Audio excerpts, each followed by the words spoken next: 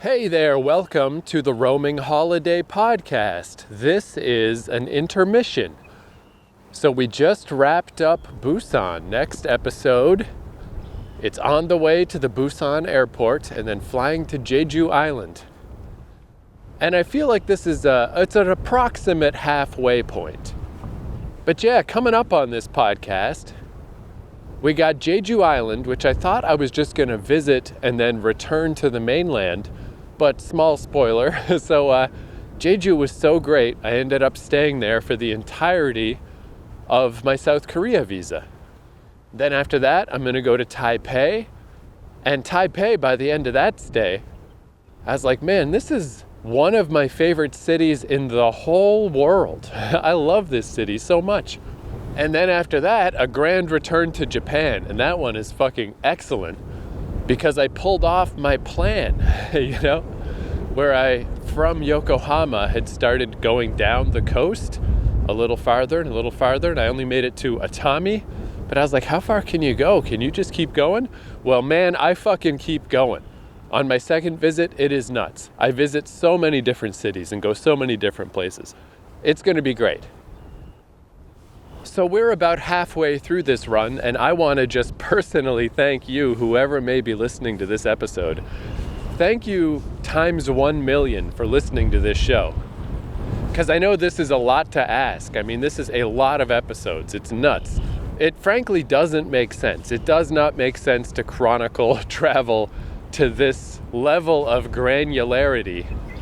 But what I kind of hoped would happen is slowly happening. That people are finding specific parts of the podcast. Like I heard from someone the other day who found me through the Fukuoka episodes because Fukuoka is his favorite city and he's planning to move to Fukuoka.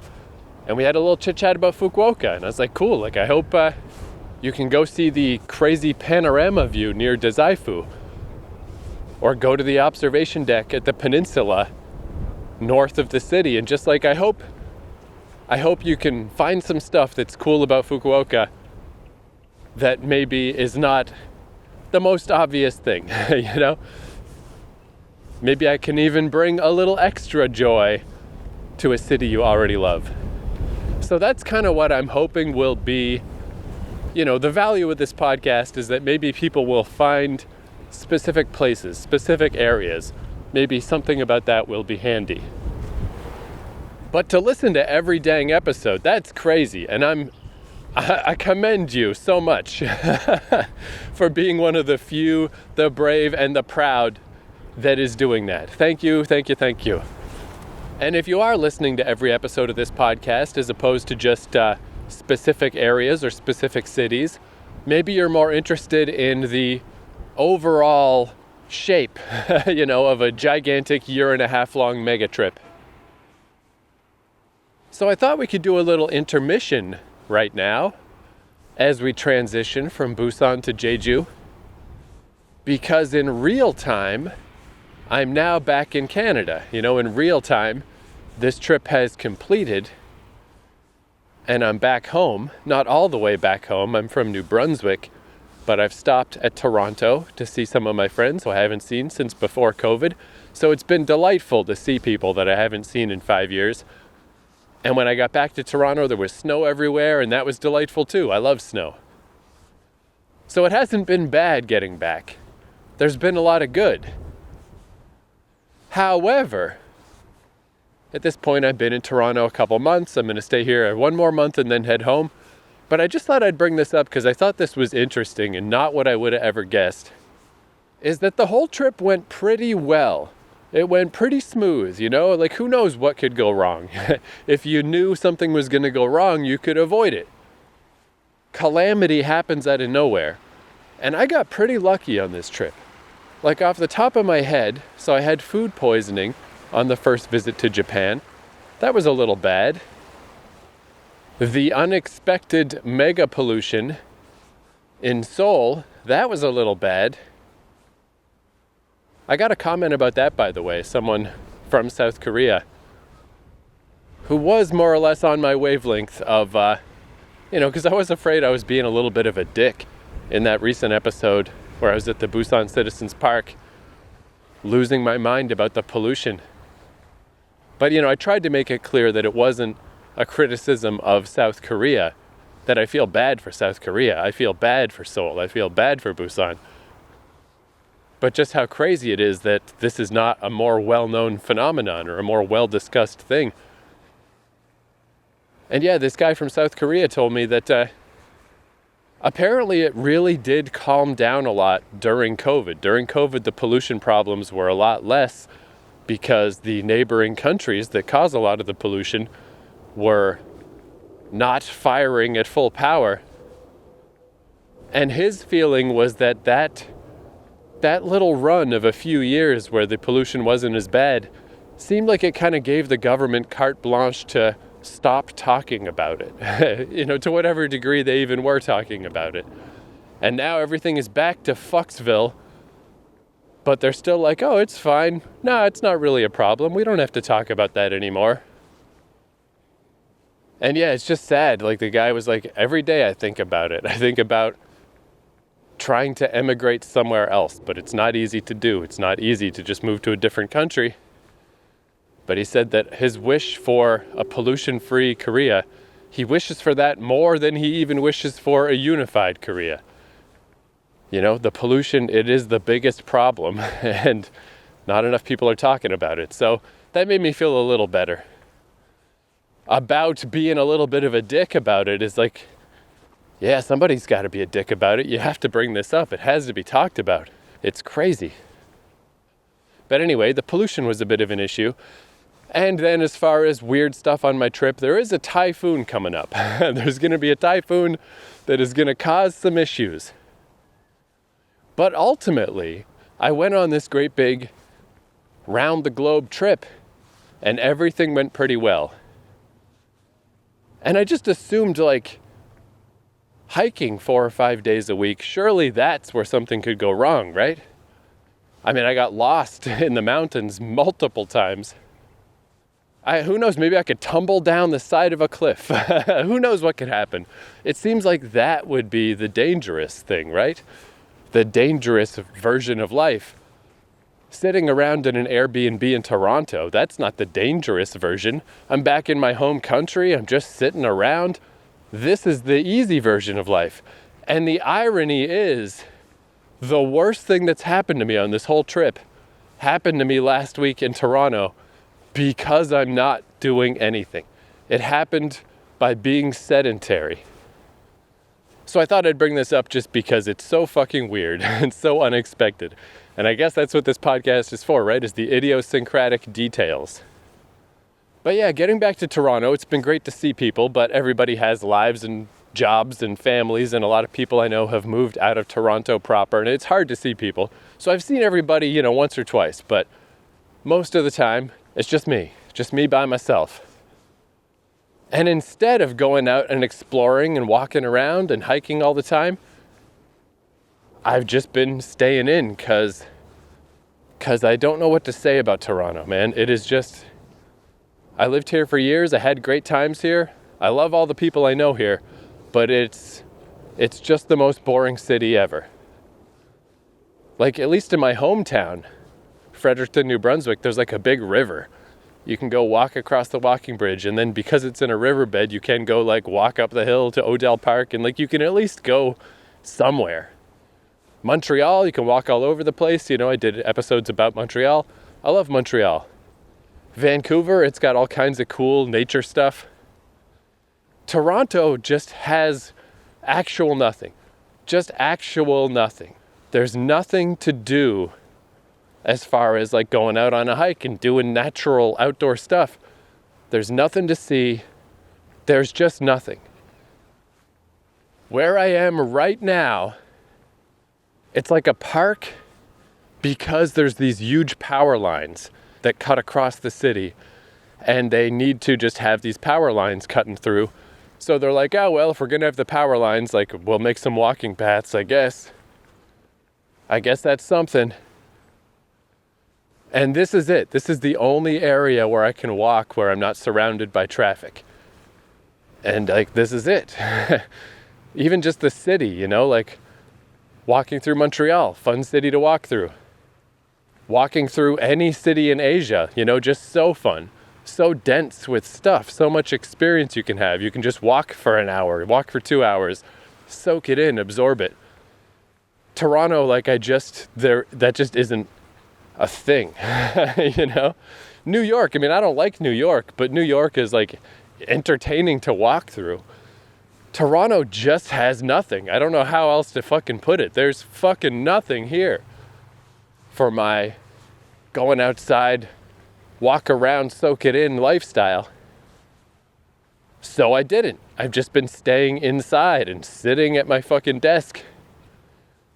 And that's bad for me in general, because I have this cyst in near one of my hips, where if I sit too long, it starts building up pain. And I have scoliosis. So I get this curve in my back that is worse when I'm sitting, and it makes one of my shoulders hurt. But that's what I've been doing for the last 2 months, is just sitting around editing podcasts. And I've been sitting so much. I noticed this the other day. I mean, part of this is the wintry weather, I guess, and the dry air or whatever. But I actually have rough spots on my butt, on both butt cheeks. There's little rashes, I guess, that sort of scabbed over a little bit, very light rashes with very light scabbing, just rough areas on my butt. And I'm like, God damn it, I've been sitting for so long. I have wounds on my butt. But how I realize that is because I can't sit no more. It just seems so dumb. It just seems so dumb that the worst thing that happened to me on this whole trip is not from a hike, is not from an adventure, is not from anything except sitting. But last week I was just sitting at my computer, and then this pain radiated from my neck. It was like I got shot by a tranquilizer dart or something, just this big radiating pain that was so crazy and so unlike anything I've ever fucking felt, that even though I'm just sitting there by myself, out loud I said, what the fuck was that? But then it kind of dissipated and passed. But then I got a migraine, a really bad headache, behind the eye, that type of feeling, which I used to get migraines as a kid, but that's really not an issue now as an adult. I haven't experienced that in a long time. I don't really think I'm a migraine guy anymore. But I was from that. And I was like, well, that's all right. I'll sleep it off. And I woke up the next day and it was 0% better. It felt exactly the same, if not worse. I feel like it's probably similar to maybe if you have a concussion. Maybe that's how it feels. Of you just wake up and your head is just whoa. Something is very fucking wrong. And I started doing research, and I don't have the medical name, I don't remember right now, but apparently this is quite a common thing, but I never heard of it. I didn't know this was a thing. If you pull something or injure yourself deep in your neck, there's no nerve endings in there. So the pain has to radiate to somewhere else to let you know that you're hurt. And it often goes to the head, and it's I guess stress can cause this a lot, which I'm not totally sure what stress I might be under.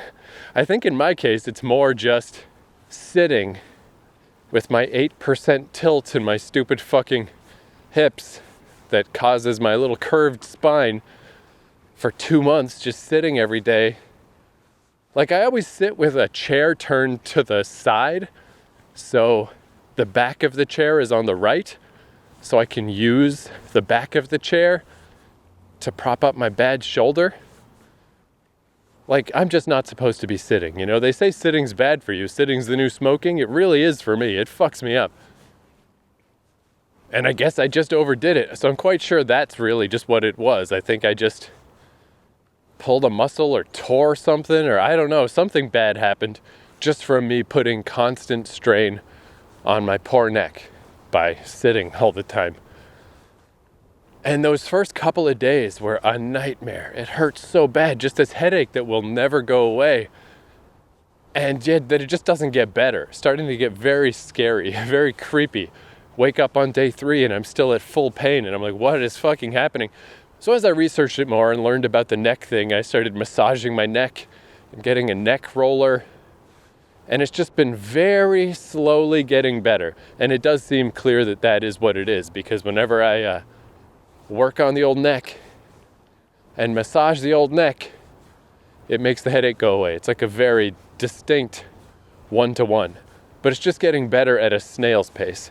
Man, like it's been a full week now, and I'm still like having just real bad ups and downs. It's better, but it's not better, you know? And it's like, motherfucker, how is this a thing? How did going out and picking a random target and hiking up a mountain and doing all this crazy shit, how did none of that cause me a problem? Sitting on my ass in Toronto fucked me up. Not just the worst thing that happened to me on this trip, one of the worst injuries I've ever had. Just crazy bad. I don't know how long I'm going to be rehabbing this thing, but I feel like it's going to be a long fucking time. So I switched to a little standing desk set up at home, and that helps. But what helps the most is walking. Right now, I feel pretty good. My body is just made to walk. You know, like when I get to Jeju in these upcoming episodes, there's a path on Jeju Island called the Ole Trail that goes all the way around the entire island. And let's just say a certain Canadian motherfucker in bits and pieces may or may not have walked all the way around the whole fucking island. The whole thing. It was awesome. I loved it. I love walking places. Walking is what I do. So that should be great, right? It's like, all right, the thing that makes my neck feel better, the thing that takes the most pressure off my neck is walking. Standing helps. Sitting is bad, but walking is the best. Walking is the time that I feel the best.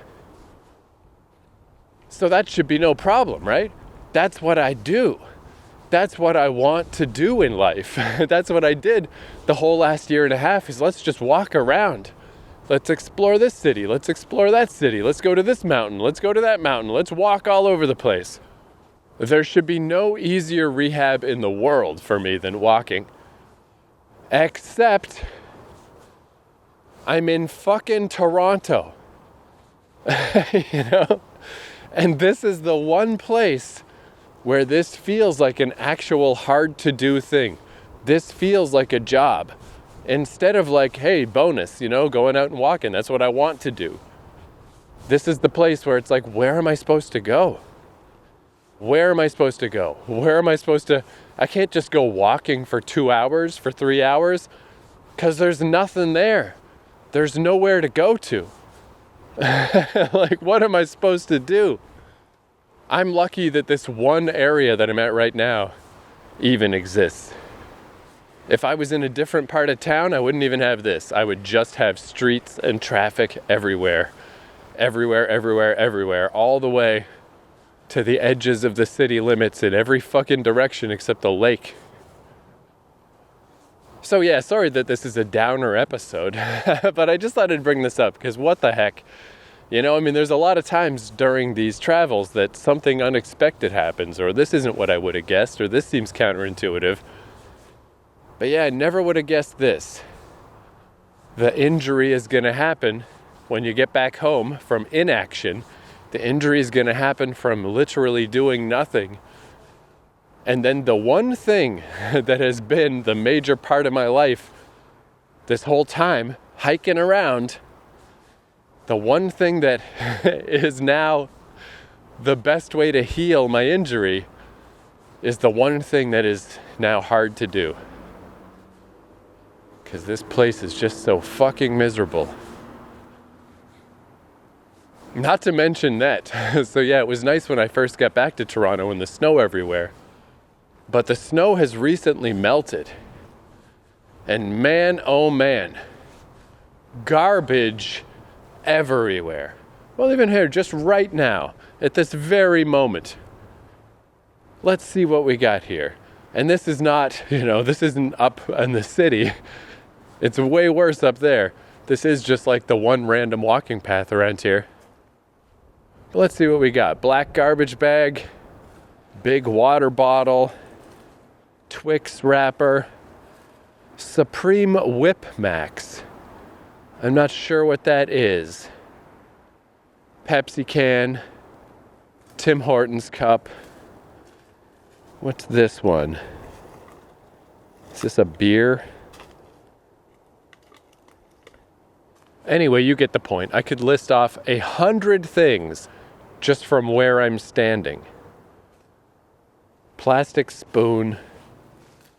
See, it's kind of funny because I noticed that a bit in Japan, like the irony sometimes how there's no garbage cans in Japan and generally no garbage. But then sometimes a garbage can actually creates garbage. Ironically, like if there's no garbage can, people hold on to their garbage.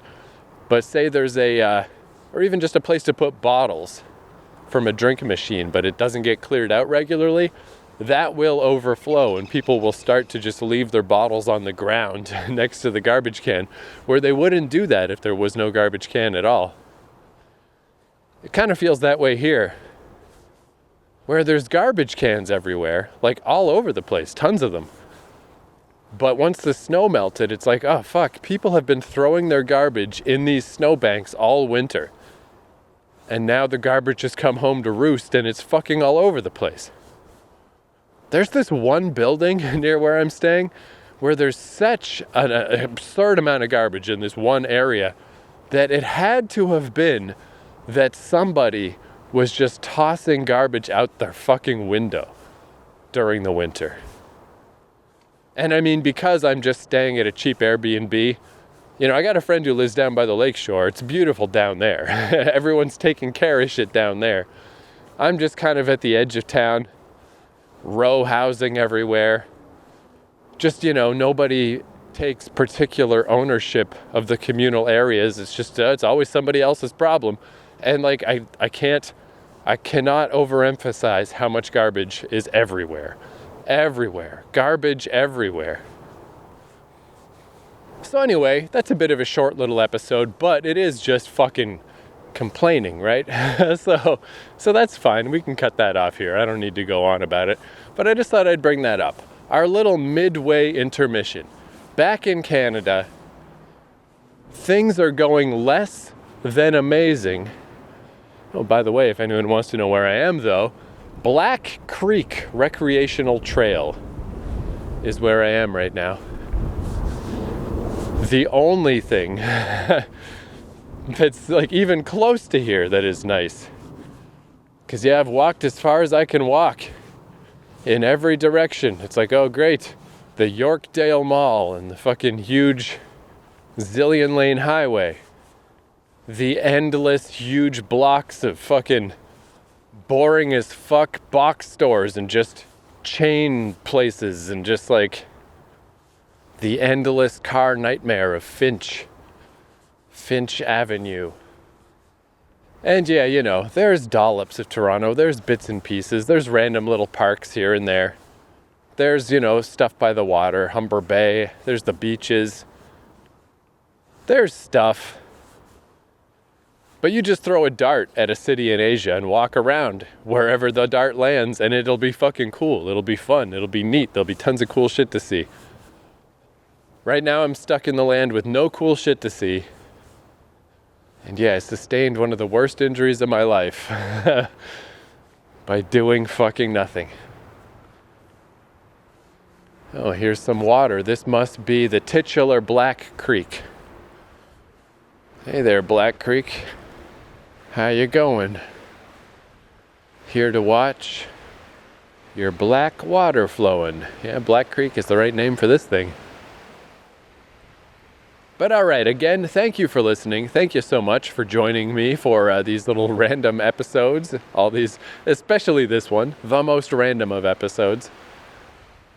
Man, though, I do feel so much better right now. Walking. I mean, that's a good thing, right? It's still so counterintuitive. Like, you'd think when you're hurt, you should stay home. You should stay immobile. You should lie down. But man, lying down fucks me up. I wake up every morning feeling like shit. But I feel great right now. Like, gotta look at the upside. Gotta look at the positive. If there is anything that I want to do in life to rehab myself or to fix my injury, it's pretty fucking great that walking is the thing. Walking is what makes me feel better. I should just be happy that that's the case. But yeah, walking around here is not easy. It is not easy. You really have to be dedicated to the very concept of walking to make that shit work in Toronto. But all right, next episode, heading to Jeju. Wonderful Jeju, beautiful Jeju. One of the coolest places that I've ever been. As far as like South Korea goes, I kind of think of Jeju as somewhat of a different thing. You know, since it's off the mainland and it just has a bit of a different feeling. Because I was thinking, like, is it Jeju Island or is it Busan? What's my favorite part of South Korea? I don't know. I don't want to choose. I don't want to pick. I'm going to just think of them as two different places. Busan was fucking awesome and Jeju is fucking awesome. They're both fucking awesome. So join me next episode for the beginning of the Jeju Island adventures, which spiral out into a much, much larger adventure than I expected that they would. Cheers to you, Toronto. Keep being you. Whatever. I'm sure you're doing your best. You shitball city. All right. Adios.